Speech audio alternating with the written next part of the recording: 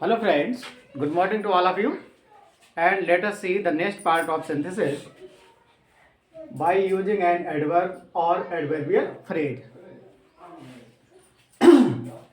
तो इसमें आपको ये बताया जाएगा कि किस प्रकार से एडवर्ब का प्रयोग करके या एडवर्बियल फ्रेज का प्रयोग करके हमें सिंथेसिस करना है। और एडवर्बियल फ्रेज का मतलब होता है जब दो या दो से अधिक वर्ड किसी वर्ब को मॉडिफाई करें तो वो एडवर्बियल फ्रेज के अंतर्गत आता है। तो देख लेते हैं। It is used when it shows the quality of main verb. इसका प्रयोग कब होता है?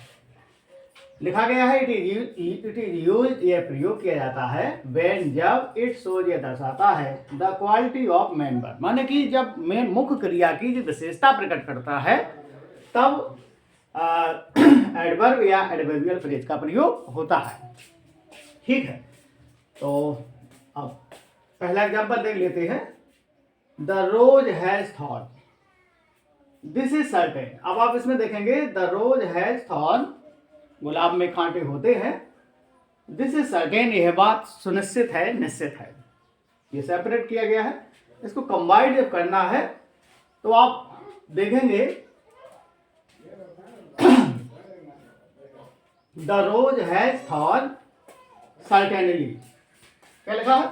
The rose has thorn certainly, निश्चित रूप से। ठीक है, सर्टेनली। तो यहाँ पे ये एडवर्ब प्रयोग हुआ है सर्टेन का। यहाँ सर्टेन का जो एडजेक्टिव है तो यहाँ पे क्या प्रयोग कर दिया गया है? Certainly.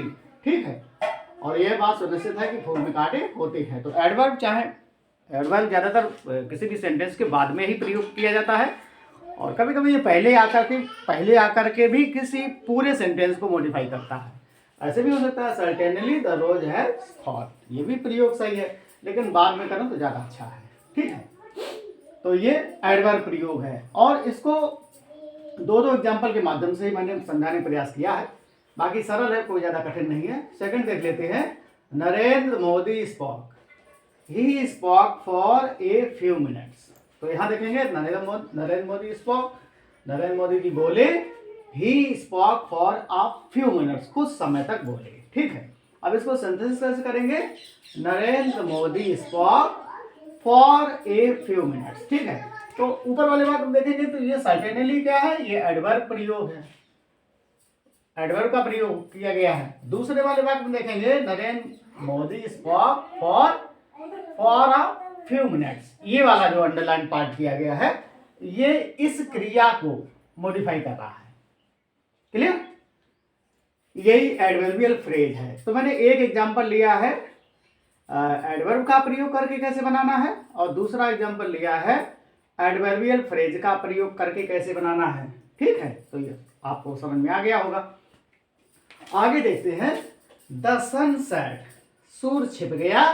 The farmer had not completed the work, लेकिन किसानों का जो काम था वो समाप्त नहीं हुआ था, पूर्ण नहीं हुआ था, तो सेपरेट हो गया है। इसको सिंथेसिस करेंगे। यहाँ एस फॉर शॉर्ट में लिखा है सेपरेट है, और सी फॉर कंबाइंड है। ठीक है, तो आंसर इसका देखेंगे कैसे सिंथेसिस करेंगे। The farmer had not completed, इसको जोड़ेंगे तो ये वाला भाग पहले ले आएंगे।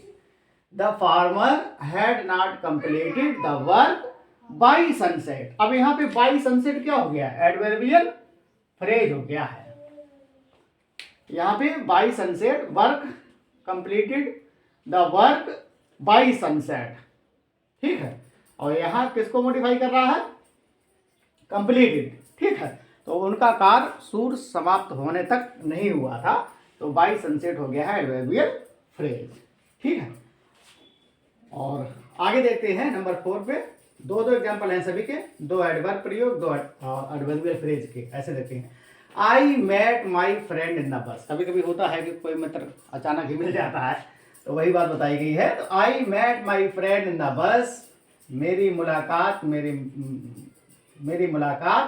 मेरे मित्र से कहाँ हो गई? बस में हो गई। द मीटिंग वाज अनएक्सपेक्टेड, माने कि जिसकी कोई अपेक्षा नहीं थी वो अकस्मात ही मिल गया। तो the meeting was unexpected, full stop, we met after a long time.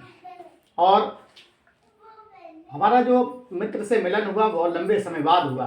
तो इसमें 3 सिंपल हैं और इसको देखेंगे कैसे बनाते हैं। तो देखते हैं आफ्टर ए लॉन्ग टाइम। तो यहाँ पे आफ्टर ए लॉन्ग टाइम क्या हो गया है? आफ्टर ए लॉन्ग टाइम ये हो गया है एडवर्बियल फ्रेज। मैंने भी शुरू में बताया था कि एडवर्बियल फ्रेज वो फ्रेज होती है जब 2 या 2 से अधिक वर्ड आए तो वो एडवर्बियल फ्रेज होती है। और एडवर्ब वो होता है जिसमें एल वाई मोस्टली जुड़ा रहता है, तो वो एडवर्ब का प्रयोग होता है। तो after a long time I met my friend in the bus unexpectedly. अब यहाँ पे देखेंगे शुरुआत में प्रयोग किया गया एडवर्बियल फ्रेज का और यहाँ पे किसका किया गया है? एडवर्ब का प्रयोग किया गया है। तो इस वाक्य में आप देखेंगे कि दोनों ही प्रयोग एक साथ देखने को मिलेंगे। आफ्टर ए लॉन्ग टाइम ये एडवर्बियल फ्रेज हो गया है। I met my friend in the bus unexpectedly, यहाँ पे एडवर्ब प्रयोग हुआ है। ठीक है, अब शायद है आपको बाय यूजिंग एन एडवर्ब और एडवर्बियल फ्रेज समझ में आया होगा। 2 एग्जांपल मैंने लिए हैं। अब अगला भाग, क्योंकि बहुत ज़्यादा पार्ट बन रहे थे तो हम कम करने का प्रयास कर रहे हैं। और अगर आपको कोई दिक्कत होती है कुछ एक्सरसाइज करने में तो आप कमेंट करके ज़रूर पूछ लें। ठीक है, आगे अगला प्रयोग है बाय यूजिंग एन एडजेक्टिव और एडजेक्टिव फ्रेज। अब जिस प्रकार से मैंने एडवर्ब और एडवर्बियल फ्रेज बताया तो उसी प्रकार से यहाँ पे एडजेक्टिव और एडजेक्टिव फ्रेज को भी लिया गया है। तो ये भी सारा लाइफ को ज़्यादा कठिन नहीं है, देख लेते हैं। आई सा ए मैन, मैंने एक आदमी को देखा। ही वाज ब्लाइंड, और वो कैसा था? अंधा था। तो ये सेपरेट हो गया है, एस फॉर सेपरेट हो गया है। तो कैसे बनाएंगे? आई सा आ ब्लाइंड मैन। सभी जानते हैं कि एडजेक्टिव क्या होता है? And adjective is a word which qualifies noun और प्रोनाउन। तो आप देख लेते हैं, सिंथेसिस करेंगे तो कैसे हो जाएगा? आई सा ए ब्लाइंड। ब्लाइंड क्या है? एडजेक्टिव। और किसकी विशेषता बता रहा है? ये ब्लाइंड बता रहा है मैन की। और मैन क्या है? नाउन है। तो नाउन को एडजेक्टिव का काम ही होता है कि नाउन और प्रोनाउन को क्वालिफाइज करना। तो आई सा ए ब्लाइंड मैन हो गया है।